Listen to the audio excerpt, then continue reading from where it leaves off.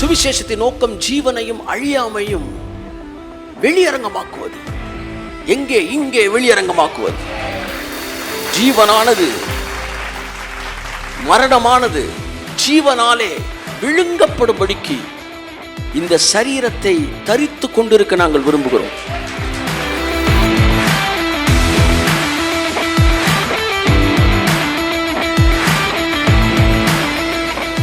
கர்த்தர் என்று சொன்னார், மனிதன் யோசிப்பதற்காக படைக்கப்பட்டவன் அல்ல, மனிதன் பேசுவதற்காக படைக்கப்பட்டவன்.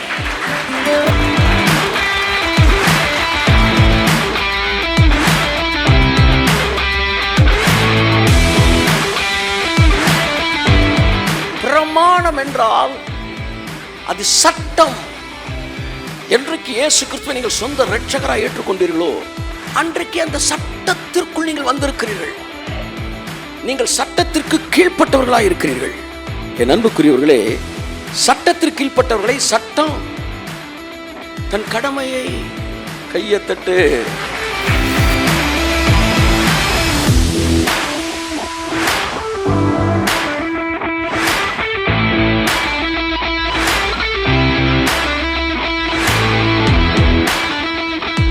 உங்கள் மீது ஒரு சட்டம் இருக்கிறது. அது ஜீவனுள்ள ஆவியின் சட்டம். அந்த ஜீவனின் சட்டம் தன் கடமையை உங்கள் சரீரத்தில் செய்யும். ஆமென், ஆமென், ஆமென்.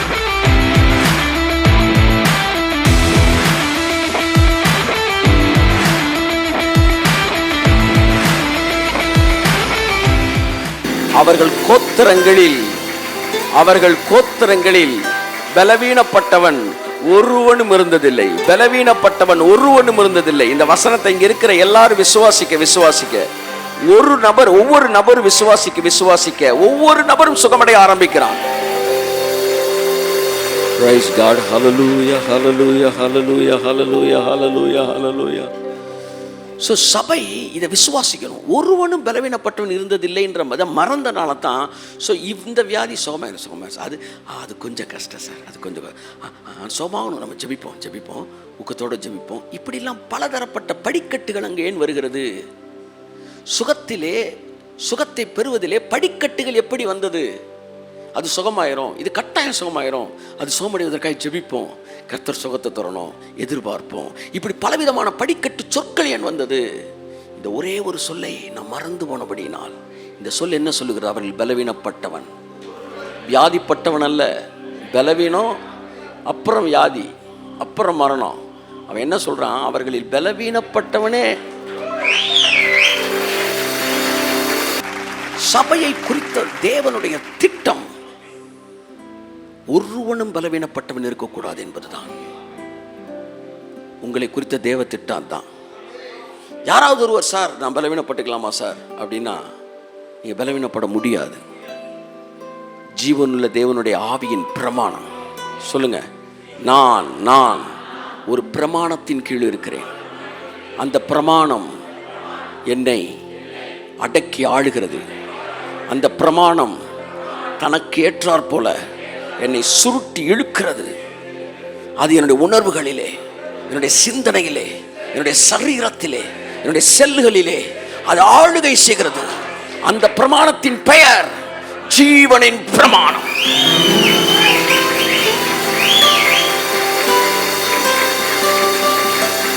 நல்லா கையை தட்டி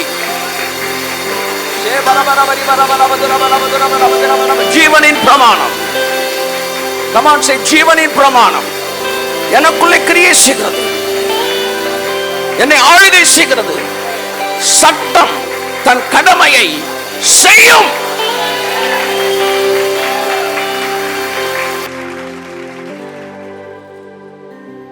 சட்டத்திற்கு ஒரு கடமை இருக்கான். எப்படி? சட்டத்திற்கு ஒரு கடமை இருக்கான். ஒரு ப்ராஃபட் என்று ஜெபம் பண்ணும்போது சொன்னாரு, உனக்கு இதை செய்வதற்காக பரலோகம் கடமைப்பட்டிருக்கிறதுனாரு. Can you believe the statement? பரலோகம் கடமைப்பட்டிருக்கிறது. இயேசு பரலோகத்தை எனக்கு உதவி செய்வதற்கு கடமைக்குட்படுத்தி இருக்கிறார். பரலோகம் கடமைப்பட்டிருக்கு.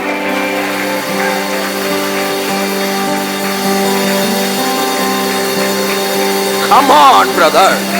Come on, brother. Receive, receive, receive, receive. Receive the anointing. Receive it. உங்களுக்கு உதவி செய்வதற்கு பரலோகம் கடமைப்பட்டிருக்கிறது. பரலோகம் கடமைப்பட்டிருக்கிறது. அப்ப சட்டத்துக்கு ஒரு கடமை இருக்கு. அந்த கடமை அது நிறைவேற்றணும். அதனால சட்டம் தன் கடமையை செய்யும் என்கிறார்கள். அப்படியே உங்கள் மீது ஒரு சட்டம் இருக்கிறது. அது ஜீவனுள்ள ஆவியின் சட்டம். அந்த ஜீவனின் சட்டம் தன் கடமையை உங்கள் சரீரத்தில் செய்யும். ஆமென், ஆமென், ஆமென். அது செய்யும். சொல்லுங்க, அது செய்யும். அது செய்யும் சார். அது செய்யும் சார். ரபா ரபோ ஷகா ரபா லஹாத ராமநாதி அங்கோ. நாம் எல்லோரும் என்ன செய்ய போகிறோம் என்பதெல்லாம் நம்முடைய விசுவாசம் இருக்கிறது. நாம் எல்லோருக்கும் நம்ம என்ன செய்ய போகிறோம் என்பதில் விசுவாசம் இருக்கிறது. ஆனால் உண்மையில் உண்மையான விசுவாசம், வலிமையான விசுவாசம், வல்லமையான விசுவாசம் என்ன செய்யப்பட்டிருக்கிறது என்பதில் தான் இருக்கிறது. என்பதில் தான் இருக்கிறது. என் அன்புக்குரியவர்களே, காலையில் போட்ட ஊசிக்கு மதியம் வரைக்கும் விசுவாசத்தோடு காத்திருக்கிற வேலை செய்யும்னு. It is finished, but you are eagerly waiting for the reaction even though you didn't feel anything positively. எதுவுமே உணரலன்னா கூட நீ போட்ட ஊசியை நம்பிட்டு சரியாகன்னு காத்திருக்கிற உனக்கு நீ பண்ணின ஜபத்தில் நீ சுகமாவேன்னு ஏன் நீ காத்திருக்க முடியலன்றதான் என் கேள்வி. நீ பண்ணி முடிச்சிட்ட, ஆனால் அது உனக்குள்ள வேலை செஞ்சுக்கிட்டு இருக்கு இருக்கு என்கிற விசுவாசம் தான் இன்னைக்கு நம்மள்கிட்ட இல்லை. நம்மள்கிட்ட இல்லை. ஒன்றுமே நடக்காட்டினா கூட சாப்பிட்ட மாத்திரைக்கு ஒரு ரியாக்ஷனை எதிர்பார்த்து காத்திருக்கிற எத்தனை பேர் ஜோம் பண்ணிட்டு ஒன்றுமே நடக்கலனா கூட விசுவாசத்தோட பண்ணியிருக்கிறேயா? ஏன்னா மாத்திரை சாப்பிட்டா சுகமாவன்றது எத்தனை % உண்மையோ அதை விட விசுவாசம் உள்ள ஜபம் பிணியாளியை ரட்சிக்கும் என்பது 1000 மடங்கு உண்மையுள்ளது. 1000 மடங்கு உண்மையுள்ளது. 1000 மடங்கு உண்மையுள்ளது. 1000 மடங்கு உண்மையுள்ளது. உங்களுக்கு ஒரு ஜீவனின் பிரமாணம் இருக்கிறது. அந்த பிரமாணம் தன் கடமையை செய்யும். ஆமா, சந்தோஷமா கடந்து செல்லுங்க. சட்டம் தன் கடமையை செய்யும். ஆமென்.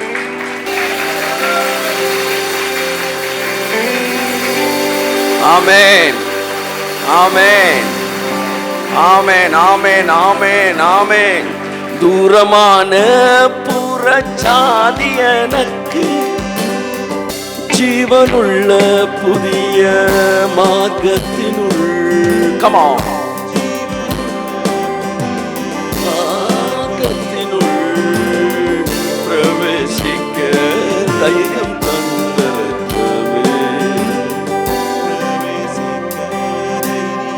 சபை, இந்த உலகம் இதுவரை பார்த்திராத வகையிலே methods I'm talking about methods. இதுவரை இந்த உலகம் பார்க்காத மெத்தடு, இதுவரைக்கும் சபை பார்க்காத மெத்தட்ல எல்லாம் வருகிற நாட்களில் சுகமளிக்கிறது நடைபெற போகிறது. யூனிக் மெத்தட்ஸில் ஆமென், ஆமென். சபையானது இதுவரை பார்க்காத மெத்தட்ல எல்லாம் சுகமளிக்கிற வல்லமை என்ன செய்ய போகுது? ரிலீஸ் ஆக போகுது. பல விசித்திரமான வினோதமான முறைகளில் எல்லாம் சுகப்படுத்தப்பட போகிறார்கள்.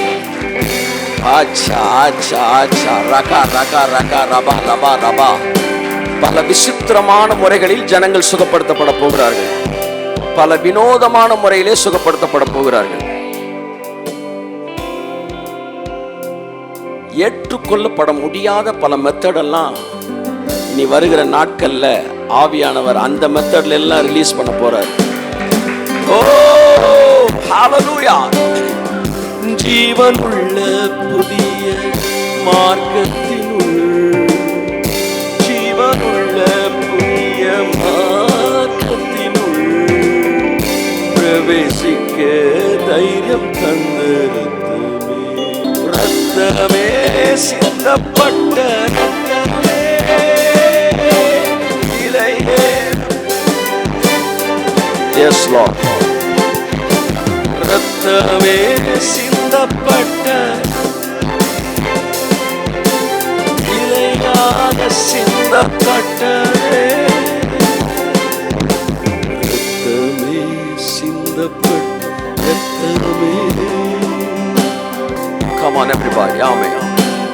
இயேசு கிறிஸ்துவின் ரத்தமே. நான் ஜீவனுள்ள தேவனுடைய ஆவியின் பிரமாணத்திற்குள்ளாய் நான் இருக்கிறேன்.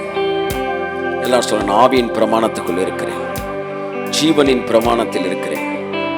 என் மீது ஒரு பிரமாணம் ஆளுகை செய்து கொண்டிருக்கிறது, அது ஜீவனின் பிரமாணம். கரங்களை தட்டி ஆமென்.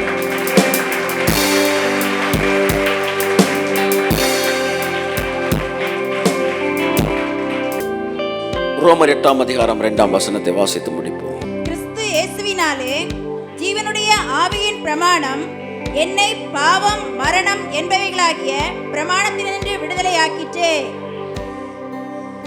கிறிஸ்து இயேசுவினாலே ஜீவனுடைய ஆவியின் பிரமாணம், ஜீவனுடைய ஆவியின் பிரமாணம், அதுதான் ஜீவ பிரமாணம், என்னை பாவம் மரணம் என்பவைகளின் பிரமாணத்திலிருந்து விடுதலையாக்கிற்று. 2 பிரமாணங்களை பற்றி இங்கு பைபிள் பேசுது. ஒன்று மரணத்தின் பிரமாணம், இன்னொன்று ஜீவனின் பிரமாணம். உலகம் முழுவதும் ஆதாம் பழத்தை புசித்த போது மரணத்தின் பிரமாணத்துக்குள்ளாய் கடந்து வந்தது. அந்த பிரமாணம் வேலை செஞ்சுக்கிட்டே தான் இருக்கு எல்லாருக்குள்ளேயும். ஆதாம் பழத்தை புசித்ததுனால இங்க இருக்கிற இந்த உலகத்தில் இருக்கிற எல்லார் மேலையும் மரணத்தின் பிரமாணம் கிரியை செஞ்சிச்சு, நம்ம மேலேயும் செஞ்சுக்கிட்டு இருந்துச்சு. ஆனா என்னைக்கு இயேசு சொந்த ரட்சகரை ஏற்றுக்கொண்டீங்களோ, அன்னைக்கு காட்டு ஒளிவ மரத்திலிருந்து வெட்டப்பட்டு நல்ல ஒளிவ மரத்தோடு இணைக்கப்பட்டீர்களோ, அன்றைக்கு ஜீவனின் பிரமாணம் மரணத்தின் பிரமாணத்திலிருந்து நம்மை விடுதலை ஆக்கிட்டு, இப்பொழுது நான் ஒரு ஜீவனின் பிரமாணத்தில் இருக்கிறேன். அந்த பிரமாணம் எனக்குள் வேலை செய்து கொண்டே இருக்கிறது. அது மரணம் என்கிற பிரமாணத்திலிருந்து பாருங்க.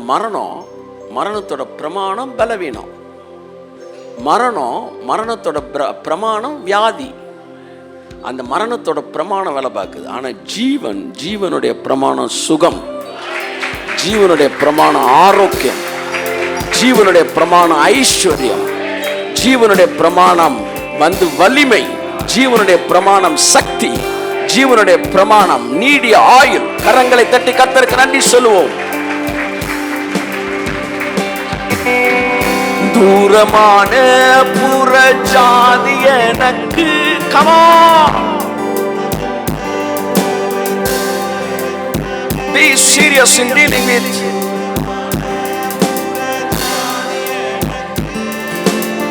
God given positive things.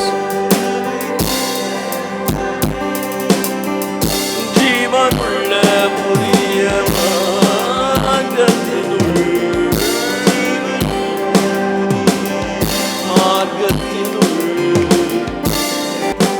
ரத்தமே.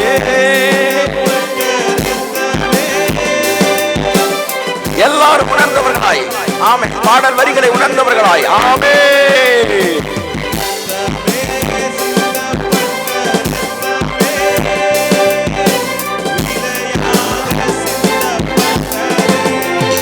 இன்னொரு தடவை சொல்லுவோமா?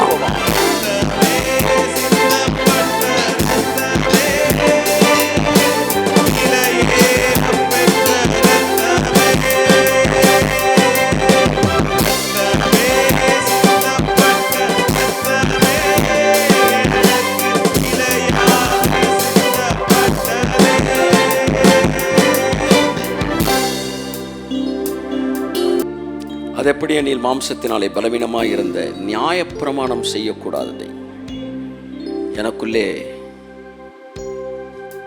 ஜீவனை கொடுக்க கூடாததை நியாயப்பிரமாணம் எனக்குள்ளே தர முடியாத ஜீவனை தேவனே செய்யும்படிக்கு தம்முடைய குமாரனை பாவ மாம்சத்தின் சாயலாகவும் பாவத்தை போக்கும் பலியாகவும் அனுப்பி மாம்சத்திலே பாவத்தை ஆக்கினிக்குள்ளாக தீர்த்தார்.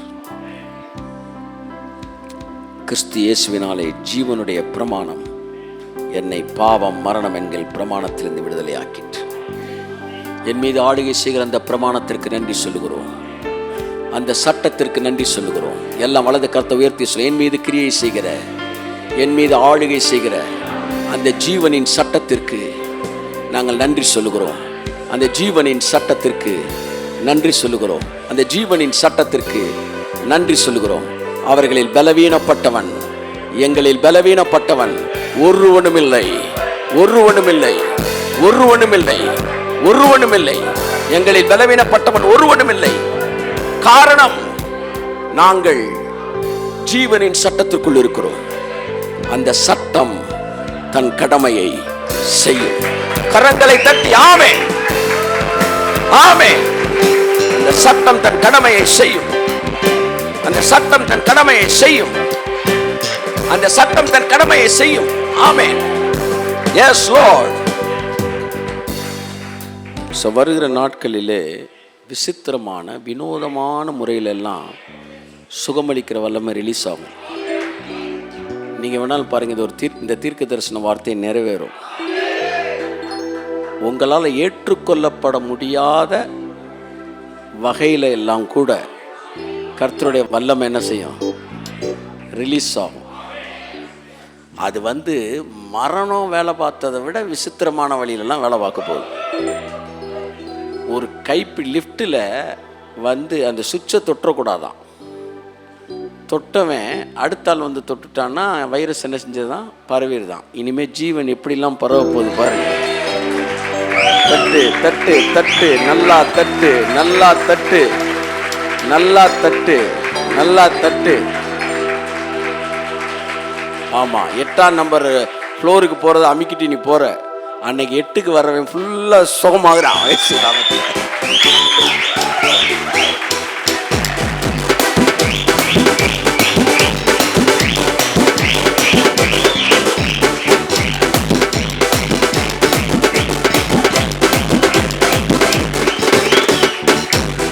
எட்டாவது நம்பர் அமுக்கினவன் எல்லாம் அன்னைக்கு வல்லமை பாஸ் ஆகுது இயேசு நாமத்தில்.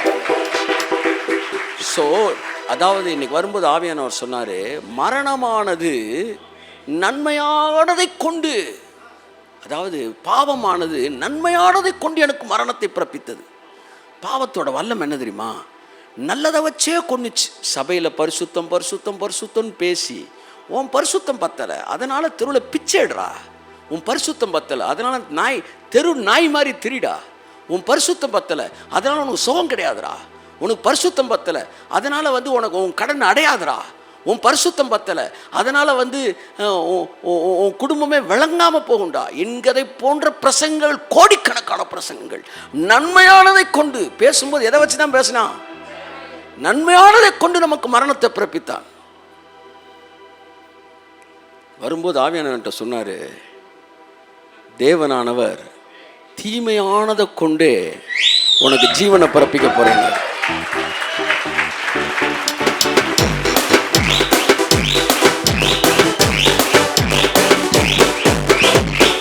சொல்ற புரியுதா உங்களுக்கு?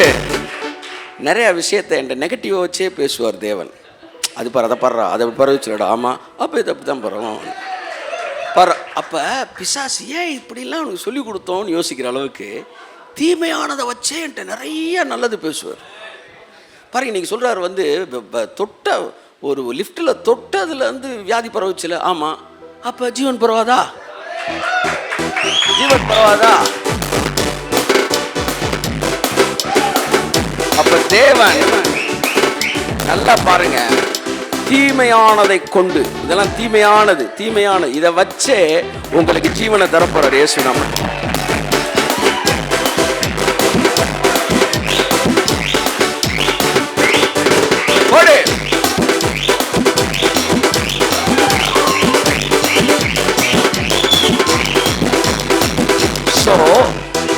விசித்திரமான வினோதமான பல முறைகளிலே கர்த்தருடைய சுகமளிக்கிற வல்லமை உலகத்துக்குள்ள சபைக்குள்ள ரிலீஸ் ஆக போகுது.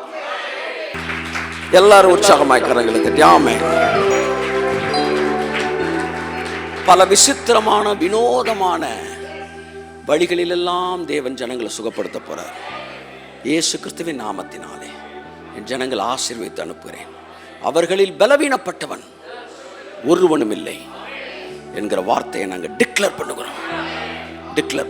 இந்த உலகம் அதை பார்க்கட்டும், ஆச்சரியப்படட்டும். மெய்யாகவே இவர்கள் தேவன், ஜீவனுள்ள தேவன் என்பதை இந்த உலகம் புரிந்து கொள்கிற 1000 காரணங்களில் ஒன்று, 1000 விஷயங்களில் ஒன்றாக இது மாறட்டும். ஜனங்கள் ஆசீர்வதித்து அனுப்புகிறேன். இயேசு கிறிஸ்துவின் நாமத்தினாலே ஜெபிக்கிறேன் ஜீவனுள்ள நல்ல பிதாவே. என் ஆத்துமாவே கர்த்தரை ஸ்தோத்திரி.